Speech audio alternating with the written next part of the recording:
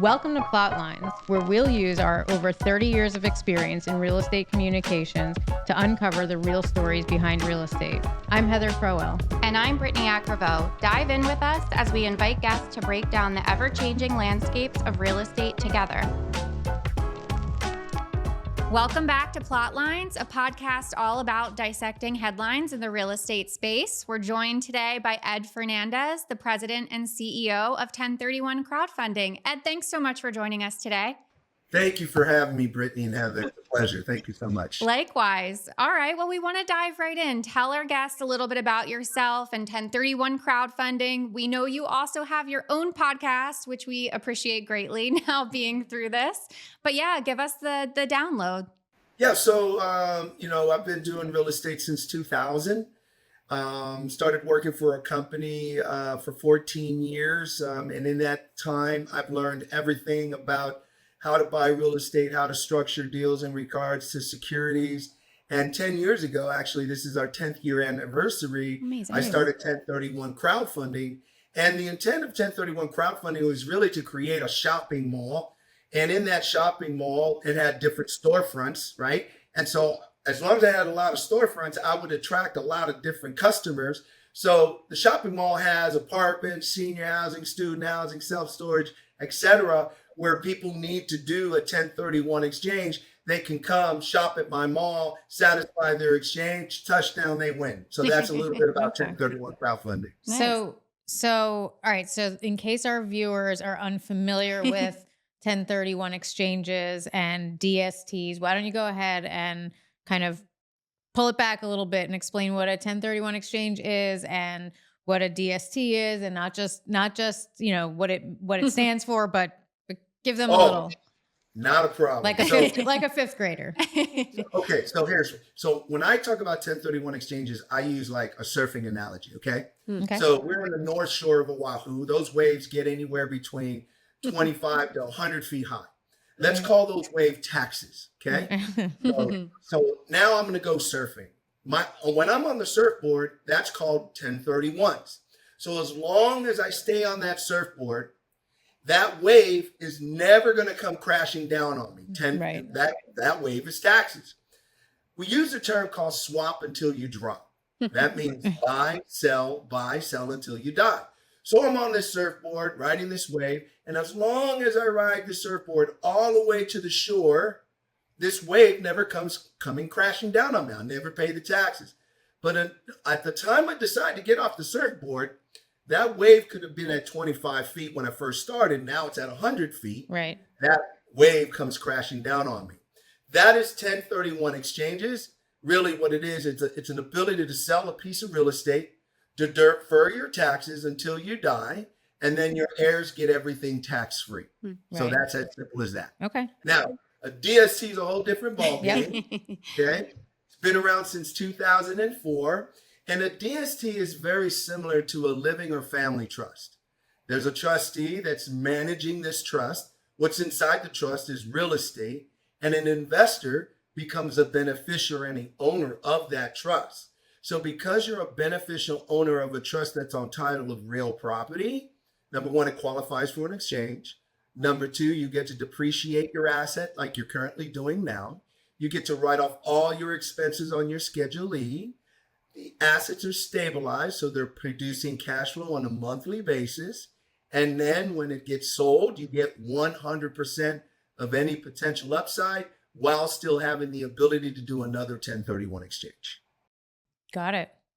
Okay. Helpful. Was that simple enough? Yes, I do. I think so. Everybody likes an analogy. So talk a little bit about, this shopping mall, right? And how you have all these different property types. So somebody wants a 1031 exchange. They have a property they're about to sell. They need to invest their proceeds into another property. They come to your mall. Is that correct? Am I understanding that correctly? Okay. Correct. So the 1031 exchange is very difficult to do. The reason why is that if I get into the meat of things, once you sell the property, you have 45 days to try to identify another one. Wow. Right? There's no extensions, and it's calendar days. So it's very difficult. So people who come to our website, they're either tired of dealing with the tenants, the toilets, and the trash, and just don't want to do the active management of real estate, or they have run out of time. So they're calling on day 43, panicking. They come to the mall, they shop, they satisfy their exchange. Got it. Okay. Well, Ed, in the beginning, I talked a little bit about the premise of our show, which is to look at headlines and dissect them and confirm with guests, is this true? Sure. Is this reality? So in our research, looking at some recent headlines on 1031 exchanges, a couple things come up. Sort of, there was this headline about the attack on 1031 exchanges coming from Biden's proposed changes. We also saw one about it being sort of a real estate loophole for the rich, if you will, right? Probably all things that you've heard, but break it down for us. Like, what is your view on sort of the sentiment that's out there about 1031 exchanges and what's maybe missing from the narrative? So 1031 exchanges have been on the chopping block for a very, very long time. It's nothing new. Right. And there was a study, I think this was back in 2020, when the candidate Biden was proposing to do away with or changing the 1031 rules. And there was a study from Ernst & Young that came out that said that if 1031 exchanges were to change based on the proposal, that immediately we would lose 300,000 jobs. People don't realize that 1031 exchanges and the changing of 1031 exchanges, 1031 exchanges is like an octopus and has very many arms in the real estate market. You got real estate brokers, escrow, third-party reports. And so the reality is that the taxes that he was trying to get at the time, 1031 exchanges were producing $8 billion in taxes just if you left it alone. And there was a proposal to chase that from 1.6 billion. Wow. Okay. And here's the flaw of the theory of changing exchanges. Mm-hmm. If that went through, as a real estate investor, if I had a gain, I wouldn't sell my property. I would hold my property until the administration has changed, till the tax law would come back. So that would literally paralyze the real estate market and create even more chaos. So we in this business, we look at that and we chuckle and we say, you know what, that's not real. We're not concerned about it, etc. So that's where we are in the 1031 exchange world. Okay. So that makes perfect sense. My next question is actually around the crowdfunding piece of this. So that simply is people, you're sourcing these transactions on your site, right? Is that so? Explain for our viewers what makes it crowdfunding. Yeah. So 2012 Jobs Act, right? Yep. Prior to the Jobs Act, in order for me to offer you this type of investment, I would have to know you or have a pre-existing relationship. With you. Okay. If you saw Vanguard funds or Franklin Templeton funds on TV, you could pick up the phone and say, I'd like to invest. And so what the Jobs Act was doing is trying to level the playing field. Yeah. Why can a public investment not need to know you and a private one does? So the Jobs Act changed that rule where a private investment can now use what's called general solicitation as a public investment could. So now I don't need to know you. Hence the term crowdfunding. Right. Crowdfunding came out where a crowd of people can gather together and finance or invest in a specific deal where they normally would not be able to do so as a little investor. Mm-hmm. And so 1031 crowdfunding, what it does is it gathers these people. Yeah. And on our platform, all the real estate is already purchased. So we're not raising money to buy the real estate. We already own it. You can just decide what you want to get into so that you can satisfy your exchange in a timely manner. Huh. Okay. Yeah. So Ed, obviously interest rates have been a big hot topic and area of discussion as well. We know you have some thoughts there. Tell us a little bit more about interest rates and their impact as well on 1031 exchanges. Well, the volume in 1031 exchanges has dropped by 60%. Yeah. So things have really slowed down. And here's why. Mm-hmm. You know, I'm not going to sell my home if I have a 3.5% interest rate, no matter how much equity I've Right. gained on it, Right. to jump into a loan at 7%. Right. So the problem that's happening in right now with just real estate transactions in general is that people are holding on to their assets. So the demand is still very, very high. You got a lot of buyers, but you got little inventory, which is keeping real estate prices really, really high. Right. That's the reason why, in our company, we really focus on senior housing, assisted living, and memory care, because I can buy deals at a 9% yield or cap rate, still borrow money at 7%, and have positive leverage compared to an apartment building. I buy at 5% and borrow at 7%. Those numbers don't work. Right. So that's how we're dealing with the impact of interest rates. Okay. So what other, talk a little bit about the other asset classes that you do focus on, and what kind of the nuances between, you just spoke a little bit about the valuation Sure. discrepancy in those two sectors, but what other sectors do you focus on, and what are the other nuances that our listeners should be aware of? Yeah, so we really focus on something that we would call a dividend stock strategy.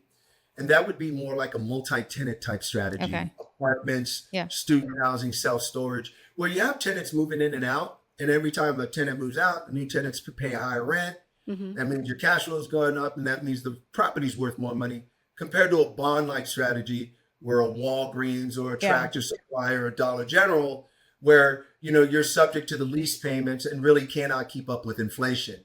So depending on how old you are, determines what strategy we actually employ you in. Yeah, that's interesting. Yeah. Okay. What other challenges and opportunities are out there for investors right now, Ed?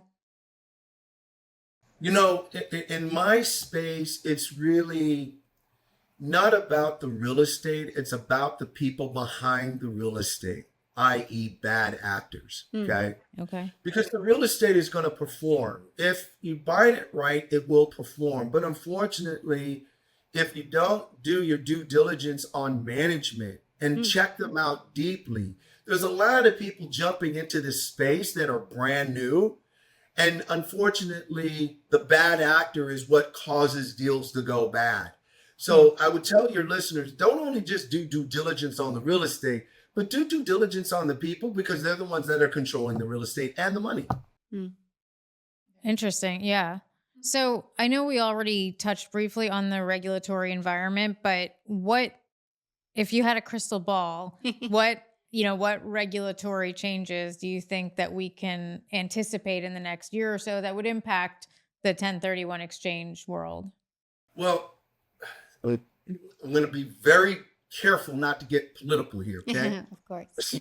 So one of the most important things that we focus on is we focus on buying real estate when we talk about legislation, local state legislation, not federal. Because federal, you got to go through the House and you got to go through the Senate, change tax laws. That's kind of hard to do, right? Yeah. But local legislation, the governor, he can, a stroke of a pen, can change rules, right? Yep. So we focus on assets that we would call free states versus controlled states. Okay. Free states means, hey, sorry, we understand you're having a tough time, but you're not paying your rent. You got to go. Right. Compared to, sorry, we know you're having a tough time. You don't have to pay your rent. You can stay. The problem with that is you can't quantify that risk, right? Yeah. When you're buying real estate, you put it in a pro forma and you quantify the risk, but you can't quantify legislation risk. So we follow what legislation is doing locally to move away that risk that you normally could not quantify by selecting certain geographical locations that don't have those issues. Okay. That makes sense. With that, are there markets that you're paying particular attention to versus others? Oh, yeah. So, Texas, Nevada, Arkansas, Oklahoma, South Carolina, North Carolina, these kind of Tennessee, etc. We stay away from California, Chicago, New York, New Jersey, Boston, Portland, Oregon, Seattle, Washington. Those are the areas we will not buy. Wow. Okay. All right. Well, I think we're kind of coming to our favorite part of the show, which is giving you a chance to rewrite the headline. Okay. So Rewrite it, write it fresh. What's the dream headline for 1031 exchanges or 1031 crowdfunding to see that is just going to light your business on fire? That is great. 1031 crowdfunding with interest rates dropping and the Fed's lowering interest rates to remove the threat of recession has now reached the $10 billion mark, has 350 properties throughout the United States, and currently has 5,000 investors that have never lost money ever in their life. Oh, I love it. Wow. Excellent. That is a dream headline. Yeah. You went for it. I love it. Ed, there's so much good here. Thanks for walking us through all of these different steps. Is there anything else you think our guests should know? Yeah, I would just say, look, at the end of the day, buying real estate is location, Yep, sure. right? And that's going to be always the thing.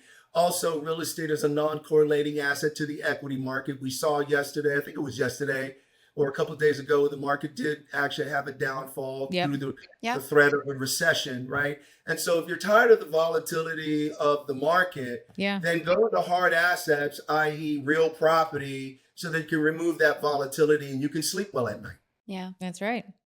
All right. Great advice. All right. Well, thanks so much for joining us today, Ed. We appreciated the conversation. You're welcome. Thank you for having me. You guys have a great day. You too. You too.